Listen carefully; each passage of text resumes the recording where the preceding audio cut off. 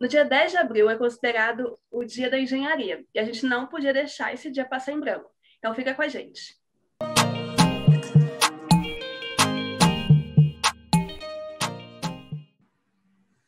Olá, pessoal. Como vocês viram no início do vídeo, né, nós estamos fazendo esse vídeo em comemoração ao Dia da Engenharia. E nós, obviamente, trouxemos uma mulher, engenheira eletricista, Aline Andrade, e ela vai falar para a gente um pouquinho sobre a profissão dela, né? Como que ela exerce, quais foram as dificuldades dela, para inspirar outras meninas, né, que querem seguir esse caminho de uma profissão que ainda é, né, estigmatizada como masculina. Então, Aline, seja muito bem-vinda. Obrigada por gravar com a gente. Obrigada a vocês pelo convite. Bom, Aline, por que você escolheu a engenharia? Bom, a escolha foi um encontro entre afinidade e necessidade. Eu não vim de uma família rica, pelo contrário, então eu levei isso em conta na minha decisão, na minha escolha. Eu queria ser independente financeiramente. E ali por volta de 2008, 2009, a engenharia estava super em alta, estava bombando como uma carreira promissora, com espaço no mercado e boas remunerações. E aí, em paralelo, eu sempre tive afinidade no ensino médio com matemática, sempre tive muita facilidade com matemática, física, raciocínio lógico. Então, achei que seriam características interessantes e que me permitiriam ter capacidade de fazer o curso de engenharia.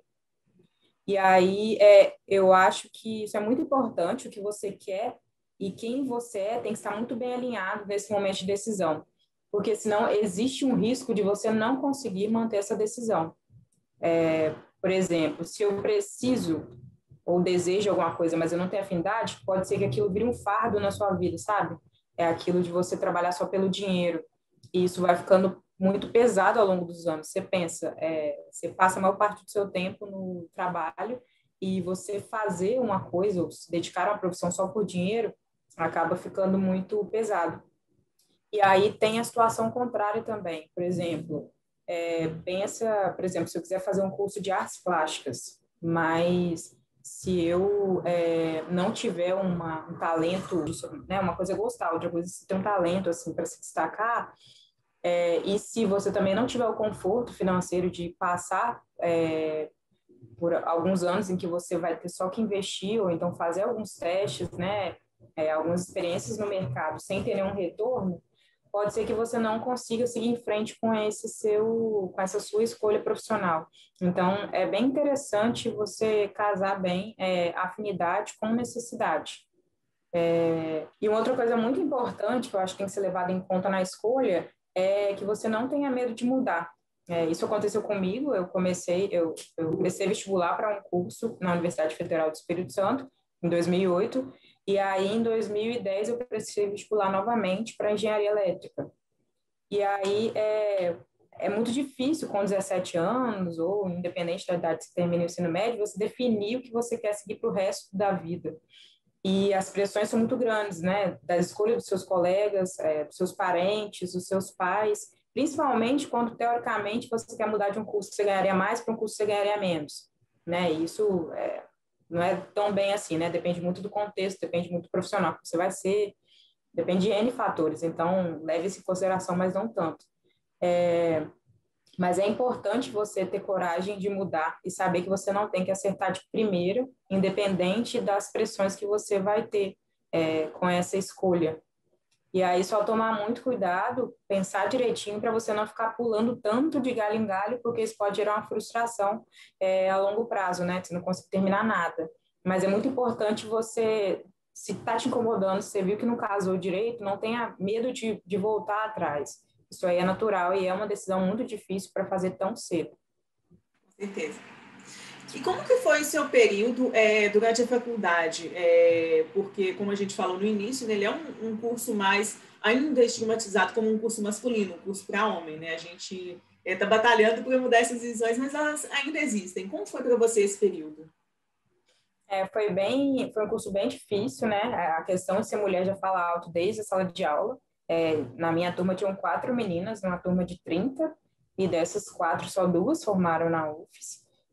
E, além disso, tem a questão social também, né? Eu entrei com cotas em 2010, era metade cotista e metade não cotista.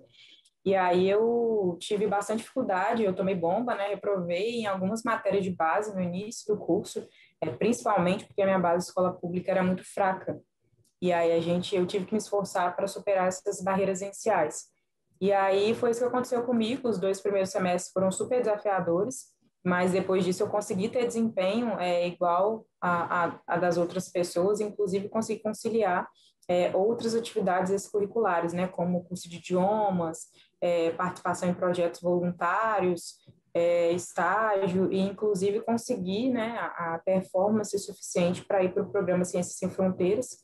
Você tem que atender ali um limite máximo de reprovações, um coeficiente de rendimento mínimo, né, que é a média de todas as notas que você tirou ao longo do curso. E aí eu fui considerada elegível, graças a Deus, e passei um ano estudando engenharia elétrica em Londres. E aí é difícil você não ver mulheres na sala de aula, porque você não tem você não vê muita gente mulheres que estão lá na frente, ou não tem muita referência de carreira, referência de performance, inspirações, né? Mas um espaço que a gente vem conquistando. Eu lembro que depois que eu voltei do intercâmbio, tinha muitas meninas no meu prédio, então eu fiquei super feliz. Talvez tenha mudado mesmo, né? Eu vi na turma de calouros tinha muitas meninas, eu fiquei muito satisfeita quando eu vi esse cenário. E aí eu espero que tenha mudado mesmo. O que a gente espera é que, embora a gente não tenha tido tantas referências, né, que a gente se torne essas referências, né, uma oportunidade que a gente está tendo para a gente se tornar referência para outras meninas, para outras mulheres que no futuro vão querer seguir essas carreiras também. Com certeza. Bom, e a entrada, o ingresso, né, no mercado de trabalho, Aline, como que foi? Foi bem difícil. O colegial, eu estava apta a concluir o curso na metade de 2016, mas o mercado estava muito ruim. Então, eu optei por estender o meu curso por mais 6 meses, peguei 1 ou 2 matérias para eu conseguir manter o vínculo com a universidade e conseguir ficar no estágio, enquanto eu ia tentando alguns processos, mapeando o mercado, né? E aí, nesse período, eu tentei 1 milhão de processos de trainee, avancei em algumas etapas para a fase presencial, para as últimas fases, mas em nenhum deles eu consegui o meu sim final. Nesse período, eu também tentei o processo de mestrado, né? E aí eu fui aprovada, então dei uma respirada, né? Mas o meu objetivo na época era ir para a indústria, lembrando que isso é só uma questão de escolha. Mestrado normalmente é para quem quer seguir uma linha de pesquisa ou uma linha acadêmica para dar aula, ou também para quem quer fazer concurso, né? Conta ali nos seus títulos. Mas no meu caso, eu queria seguir a indústria. Então, quando eu colei grau, no mesmo dia, né? Essa empresa em que eu estagiava, ela tinha acontecido algumas coisas, ela tinha demitido alguns profissionais justamente pelo mercado estar tão ruim. E aí surgiu uma vaga para mim de assistente de projetos industriais, com salário de 2.400. E para dar uma base de comparação para vocês, se não me engano, em 2017, se você fosse contratado como engenheiro, o piso salarial definido pelo CREA, que é o nosso conselho de classe, era na faixa de 8.000, 7.000, algo assim, sabe? Então, 2.400 para minha profissão estava bem aquém. Além disso, eu nem fui contratado como engenheiro, né? Fui contratado como assistente de projetos elétricos, de projetos industriais, né? Na parte de elétrica. Então, eu acho interessante falar sobre isso, porque eu já tenho esse perfil e as gerações que estão vindo também são muito imediatistas. Então, quando você forma, pode ser que você não comece do jeito que você idealizou que seria, né? Mas é interessante saber que tudo tem seu tempo, que é interessante aproveitar o que você tiver em mãos e tirar o máximo proveito disso. Fazer com amor, perguntar muito, aprender muito com qualquer oportunidade, com qualquer experiência, com tudo você aprende, né? Cada coisa nova você aprende. Não se limitar a fazer só o que te deram, né? Buscar mais, buscar entregar mais, buscar aprender mais, sair um pouco da sua zona de conforto, sair um pouco de elétrica, ser mais multidisciplinar, isso só agrega. E aí, uma outra coisa muito importante é você ser o profissional que você gostaria de ser, né? Na verdade, por exemplo, eu era assistente, mas eu queria ser engenheira. queria que me vissem como engenheira. Então, eu agia como engenheira, puxava responsabilidades como engenheira, e me dedicava como engenheira. E aí, automaticamente ou naturalmente, você começa a ser reconhecida e começa a ser promovida e as coisas acontecem, sabe? Então, uma dica é que, independente da sua ação, faça tudo com muito amor, com muita dedicação e se comporte como você gostaria de ser visto, reconhecido, em termos de cargo e salário também. Isso ajuda muito no processo de você chegar onde você quer. E aí, nessa empresa, eu cresci, fui até analista sênior de projetos, e depois eu fui para uma multinacional como engenheira plena, e agora eu estou saindo dessa multinacional, deixando excelentes oportunidades de crescimento para trás e indo para uma outra multinacional como engenheira sênior. E aí é só para exemplificar, né? Que independente de como você começa, isso não determina onde você vai chegar e que nem tudo acontece no tempo que você quer, mas que você se dedique, se doe ao máximo, né? E faça tudo muito bem feito. Que independente de você, independente do cargo que você está atualmente ou do salário que você está recebendo, independente de quão discrepante isso seja do que você espera, eu acho que você tem que se preocupar muito, né? Se certificar de que você está fazendo tudo que está ao seu alcance e esperar que o resto vem. Certifica que você está correndo atrás de capacitações, certifica que você está procurando as oportunidades, não esperando que elas cheguem do céu, que caiam na sua cabeça. Certifica que você está se mostrando, está se relacionando com pessoas, está expandindo seu network. Eu acho que isso ajuda bastante também. Pesquisa o mercado, vê o que você pode agregar de conhecimento, de valor de mercado para você e não gaste energia com o que está fora do seu controle. Foque e certifique que você está fazendo tudo que está ao seu alcance no momento. Acho que isso é muito importante. Ô, Aline, e é um mercado majoritariamente masculino, né, como você também colocou.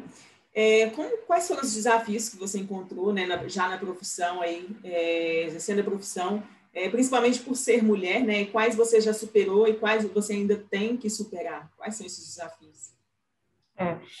Trabalhar nesse mercado majoritariamente masculino é super complexo, principalmente porque você está lidando com a cultura muito enraizada. Não é só uma escolha, as pessoas têm preconceitos inconscientes e atitudes e comentários inconscientes. E elas nem percebem o que elas estão fazendo e muitas vezes a própria mulher não percebe que determinado comentário é pejorativo ou foi preconceituoso, de tanto que a mulher está acostumada a ser tratada assim.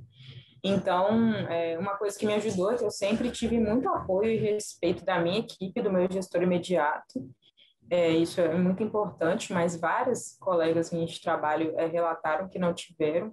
E nas interações, né, muitas pessoas duvidam da sua capacidade, duvidam da sua competência para estar assumindo aquele posto que historicamente foi ocupado por homens, né? Mas o que você pode fazer principalmente, ter noção e se lembrar todo dia que você é competente o suficiente para estar ali, que ninguém está te fazendo um favor, e se posicionar e ter postura e mostrar sua competência e não baixar a cabeça. E também entender o contexto para ver a melhor forma de reagir a situações adversas, situações machistas ou situações preconceituosas.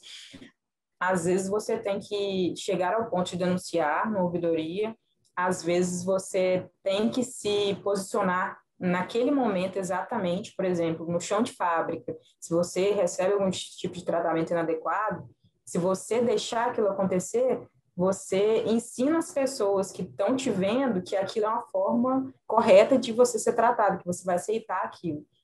Então, é muito importante você se posicionar. Tem horas que você não pode deixar para trás. E eu já errei bastante, já deixei de me posicionar muito, mas é uma coisa que a gente vai construindo aos poucos mesmo. Uma outra coisa que ajuda bastante é você ouvir outras mulheres, dar voz a outras mulheres, trocar ideias, experiências,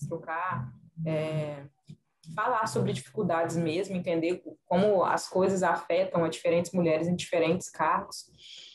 Isso ajuda bastante. Também aprender com o erro de outras mulheres ou com algumas situações que elas já passaram e como elas superaram essas situações. E você vai ganhando confiança aos poucos e criar essa rede de apoio é muito interessante. E uma outra coisa muito importante é lembrar que você tem lugar de fala ali. Você está ali, você é importante para a equipe. Se você foi chamada para uma reunião, é porque a sua participação é importante. A mulher, ela foi criada para ser muito quietinha, para sentar de perna cruzada, para não incomodar, para não falar alto, e a gente assume tudo isso dentro do mercado de trabalho. Se eu estou numa reunião, normalmente se eu tenho dúvida, eu não questiono, se eu tenho uma posição contrária que está sendo falada, às vezes eu prefiro não comentar, porque eu sou mulher, não sei se eu deveria estar ali, não sei se eu mereço estar ali, mas é muito interessante você assumir o seu lugar de fala. Você faz parte da equipe, a sua posição técnica, ela é importante, fundamental para aquele processo que está sendo tocado, para aquela discussão que está sendo feita ali. Então, é muito importante você não se calar, você saber que aquele lugar é seu, que você merece, tem competência para estar ali. Eu acho que recai muito mais sobre a mulher esse medo mesmo, como você citou, da fala, de se sentir ridícula às vezes, ali, né? De ser taxada como ridícula por uma pergunta que às vezes para ela pode parecer boba, mas às vezes é uma dúvida que todo mundo tem, ninguém quis perguntar, né? E ela tem medo de se sentir ridicularizada, principalmente por essa vulnerabilidade que é colocada nela, né? Então, assim, a gente precisa superar isso também, precisa se posicionar, como você falou, precisa aprender o nosso lugar, né? E que o nosso lugar não é um lugar que foi taxado por outros, é um lugar que a gente escolher estar, né? Ao longo da nossa conversa, Aline, você trouxe várias dicas, né? Tanto inicialmente na fase da faculdade, depois também no mercado. Tem alguma dica adicional que você daria para as meninas que estão começando agora, estão ingressando agora no mercado, né, que ainda é visto como muito masculino, que ainda tem esse estereótipo? Se você quer ingressar na carreira de engenharia, uma dica só vai. E não tente, nunca duvide da sua competência, da sua capacidade para assumir esse lugar que, só porque não foi ocupado historicamente por mulheres, não significa que ela não pode ser hoje. E não se masculinize para se encaixar nesse lugar que era de homens. Você vai arrasar porque você estudou para isso, porque você tem competência para isso, porque você tem sensibilidade para isso, você vai fazer isso maquiada, bem vestida, de unhas feitas, e você vai chegar até o cargo de liderança, se esse for o seu objetivo, se esse for o plano de carreira que você traçou para você.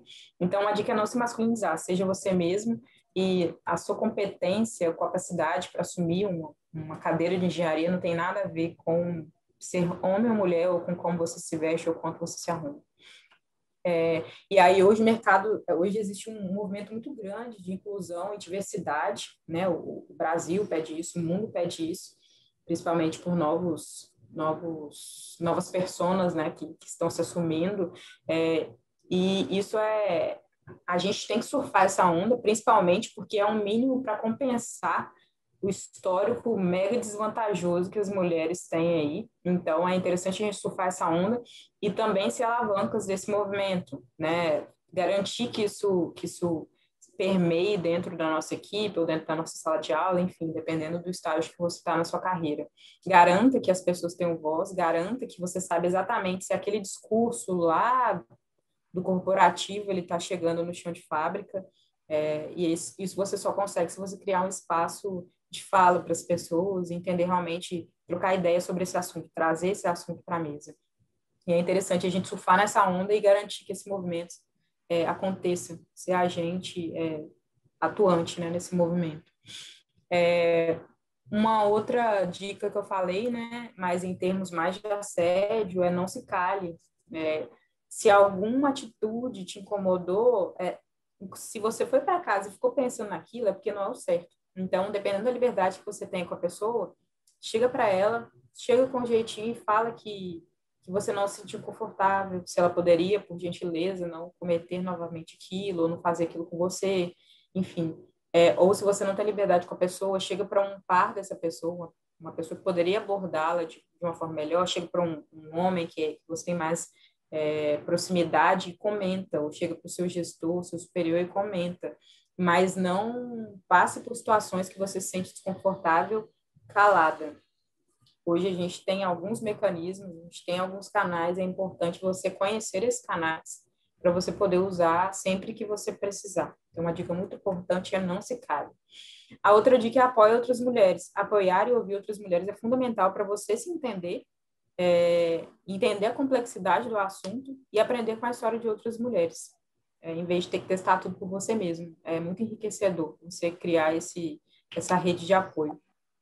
E aí, algumas dicas em geral que eu gostaria de deixar para pessoas que querem entrar na engenharia, e não só para mulheres, especialmente. Uma é não tenha medo de errar. A gente tem que entender que errar é parte do processo de crescimento. A gente não tem que esconder o erro, não tem que esquecer o erro, não tem que esperar correndo a oportunidade de acertar. A gente tem que tratar o erro, corrigi-lo, pedindo ajuda da melhor forma possível, da forma mais rápida possível, e reconhecer como parte natural do processo. Se você está errando, significa que você está crescendo. Então, não tenha medo de errar. É normal, principalmente início de carreira. E isso nos acompanha ao longo de toda a vida. Uma outra coisa é tomar muito cuidado com se comparar com as pessoas. Então, não se compare com os outros de forma destrutiva. É muito importante você enxergar coisas positivas nas outras pessoas e querer saber como que aquilo aconteceu, procurar saber dos hábitos daquela pessoa, como que ela chegou naquele lugar. Mas é interessante você entender se aquilo se aplica exatamente para você. De forma nenhuma você se sentir menor por isso, e saber que tudo tem seu tempo e procurar promover a transferência de conhecimento quando possível, né? Você pode puxar aquela pessoa para uma conversa, ou trocar uma ideia, você não tem que se sentir mal porque você não é igual àquela pessoa, pelo contrário, você tem que aprender daquela pessoa, você tem que absorver daquela pessoa. Se é uma pessoa muito distante, você pode ler livros sobre a pessoa, ler matérias sobre a pessoa, mas é muito interessante você se espelhar de forma saudável em outras pessoas que você admira, e não de forma a se inferiorizar. A última dica, que eu acho a mais importante de todas, é desenvolva aquilo que não te ensinam na sala de aula.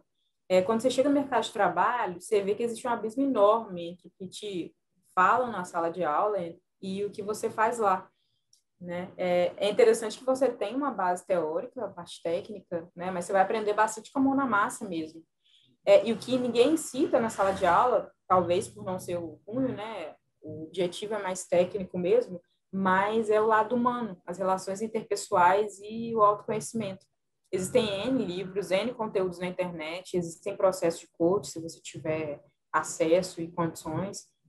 Enfim, você pode procurar também por soft skills na internet. É muito importante que você se conheça e que saiba interagir com outras pessoas. As relações interpessoais, como você se comporta com outras pessoas, como você trata as outras pessoas, como você planeja e age para ser intencional na imagem que você quer passar para as pessoas, faz muita diferença. Chamar as pessoas pelo nome, ter respeito, ter empatia, isso te faz disparar em relação a desenvolvimento profissional. Ser uma pessoa que todo mundo tem o prazer de estar perto, que contribui para o clima do time, e com isso a equipe toda traz resultados, é muito bom, entende? Ajuda no networking, ajuda na sua visibilidade, no seu marketing pessoal. E eu estou dizendo porque isso era para ser natural, mas a gente está tão focado em ser muito bom tecnicamente, em ser melhor, a gente está tão focado em resultados, em produzir, em mostrar serviço, que esse fator de se conhecer e de ter cuidado em como lidar com os outros acaba ficando de lado. E isso é fundamental para o seu desenvolvimento profissional e bem-estar pessoal. Então, relações interpessoais e autoconhecimento é uma coisa que você realmente deve investir. Aline, o nosso propósito era trazer um vídeo, né, inspirador, mas menina com inspiração. Eu acho que assim, vai inspirar muitas meninas a quererem buscar a engenharia agora. Viu? Nossa, muito bom o conteúdo. Muito obrigada por se prontificar, gravar com a gente.